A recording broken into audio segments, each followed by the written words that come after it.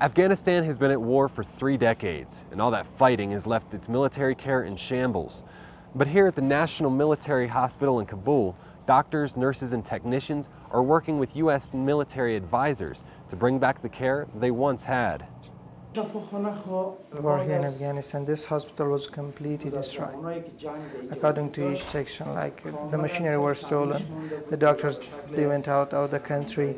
But when the ISAF forces, the US Army forces, they come here, they make this hospital again on the first position throughout the country. This year-long laboratory technician course trains technicians to take samples of blood and other body fluids to test for everything from viruses and diseases to cholesterol and blood sugar. Our mission is to standardize the whole Afghanistan. So each clinic, hospital will have almost the same procedure. Each clinic or in a hospital throughout Afghanistan, we're hoping that all of them will have the same procedure, same equipment.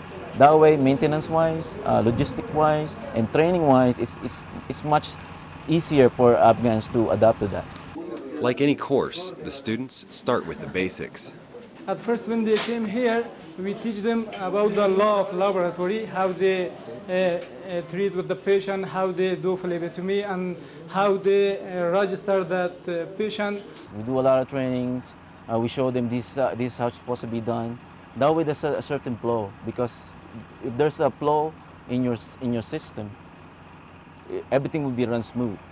At the end of the course, when this story was shot, the students were ready to prove they had learned what was being taught.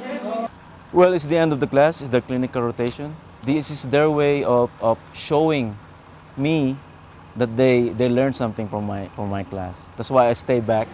I let the students do their thing. At the same time, the training that we do on the technicians, they need to show me that they're confident in their procedures, that they can train. It's Larua's job as an advisor to make sure that his students are learning the trade, but that the current technicians are learning how to teach future students as well. What I told them is that when I turn over my students to you, you're in charge. And I try to, whenever the students are asking me questions, to ask the techs because they're training me.